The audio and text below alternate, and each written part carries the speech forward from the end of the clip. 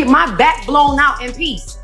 You think I got time to talk about a divorce that's a year old? From the moment the story begins, nothing feels normal anymore.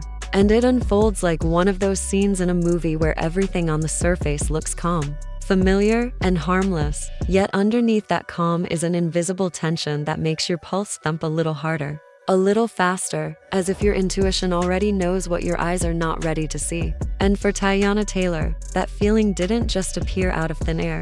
It had been building quietly for days, even weeks. Through little moments, she kept brushing off late-night phone vibrations she pretended not to hear, sudden shifts in her husband Iman's tone when she entered the room, the uneasy way he would avoid eye contact whenever she asked simple questions about where he had been or who he had been talking to. Each moment another tiny alarm she forced herself not to acknowledge, because ignoring it felt easier than confronting the possibility that something was terribly wrong. And that's what you do when you love someone deeply. When you've built a life, a home, a family with them, you convince yourself the person you married is still the person standing in front of you, even when your instincts whisper that something dark is hiding beneath the surface. But as life always proves, some truths refuse to stay buried forever. And the day everything fell apart for Teyana started off deceptively peaceful. A day that should have been ordinary, maybe even sweet, because she came home earlier than expected with the intention of surprising Iman with lunch and spending a quiet afternoon together,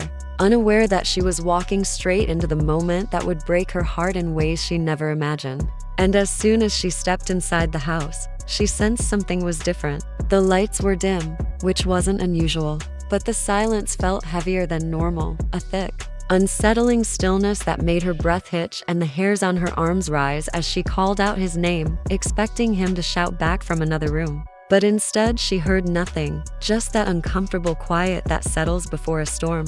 And as she took slow, careful steps deeper into the house, trying to shake off the growing anxiety curling in her stomach, her heartbeat quickened with every inch she moved toward the bedroom. And she didn't know why exactly, didn't have any concrete evidence of wrongdoing yet. But something inside her already knew the truth. Her mind wasn't ready to process. And by the time she reached the bedroom door, her heartbeat had turned into a hard, painful thump as a cold sharpness spread through her chest. Then she heard them voices, low and soft, but unmistakably intimate. The kind of quiet you only hear between people sharing something they shouldn't be sharing. And a breath caught in her throat as she pushed the door open just a crack, a small, nearly silent movement that nevertheless shattered her world the moment her eyes took in the scene inside. Because what she saw didn't make sense at first. It felt surreal, like she was staring at strangers instead of two people she knew intimately: her husband, the father of her children, and her cousin, her own blood. Someone she trusted, someone she let into her home, someone she believed loved her, and yet there they were, tangled together in a moment so ugly and heartbreaking that it stabbed through her chest like a blade, and her body froze as her breath disappeared. Because this was the kind of shock that is so big, so sudden.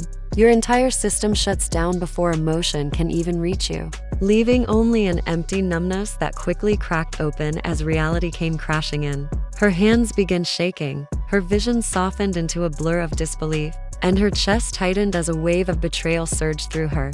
But she forced the door fully open with a trembling hand, the soft slam against the wall, sending both of them scrambling. Iman panicking first as he snatched for whatever he could find to cover himself, while her cousin stared at her with the horrified, guilt-ridden expression of someone who knows they've crossed a line that can never be uncrossed. And in that expression, in that silence, Teyana understood. This wasn't an accident, wasn't a lapse in judgment, wasn't a misunderstanding. It wasn't even the first time, and she didn't need explanations because their eyes said everything their mouths couldn't.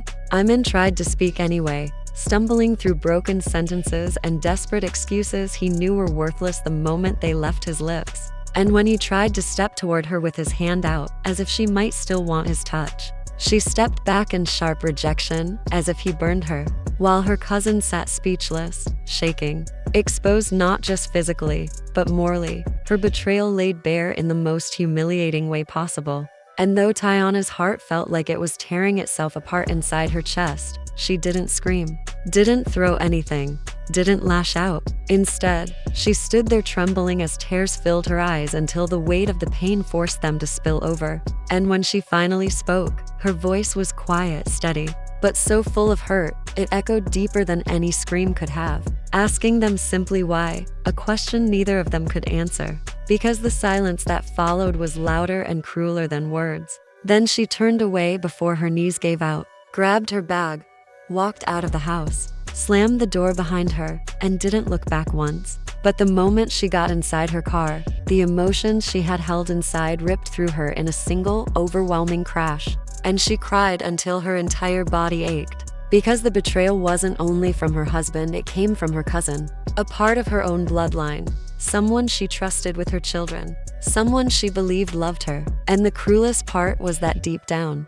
she had always sensed something off, tiny comments, jealous glances, strange tension she brushed off for years. And now all of it made sense in the most devastating way. As the news spread quietly through the family, chaos erupted, with some relatives furious, calling her cousin shameless and heartless, while others made excuses, claiming emotions get messy or people make mistakes. But none of it healed the wound carved into her heart or erased the image burned into her memory.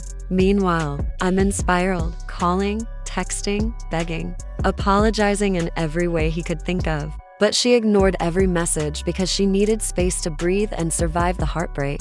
Because when you love someone deeply, their betrayal hits in a place you didn't even know existed. And this wasn't just infidelity, it was a double blow that broke her marriage and fractured her family at the same time. And while she pulled away from the world to process the storm inside her, rumors started rippling through social media, with people choosing sides. Some blaming Iman, some blaming her cousin, some blaming both, her silence only feeding the speculation. Though she didn't stay silent for attention, but because the pain was too heavy to speak through. Slowly, with time and the support of close friends who held her when she felt like collapsing, she began remembering who she was: a strong, talented, resilient woman who deserved loyalty and honesty, not betrayal. Anger eventually replaced grief, and she met with Iman in a quiet but heavy conversation, where he tried again to offer excuses: emotional confusion, distance, bad decisions. But she didn't want excuses. She wanted truth, and when she asked how long it had been happening, the hesitation in his eyes confirmed it had been months, not one mistake, but a pattern of deception that made her chest burn with fresh hurt. Her cousin avoided her completely because there was nothing left to say. And the family began distancing themselves from her too, recognizing the line she crossed was unforgivable. And things only intensified when people online who claimed to know her cousin began posting stories, screenshots, and past behavior, painting a picture of someone who had inserted herself into other people's relationships before. Each new detail was another crack in the structure of Teyana's life. But in the middle of the mess, she found a surprising sense of clarity. Focusing on healing, on her children, on rebuilding her confidence. Slowly showing up again on social media and at events, each smile a sign of survival rather than pretense. Meanwhile, Iman kept trying to repair the damage, but some wounds run so deep they permanently reshape the heart, and she wasn't ready to let him back in. The situation escalated again when one of her closest friends confronted him emotionally, reminding him he didn't just break a relationship, he broke a family.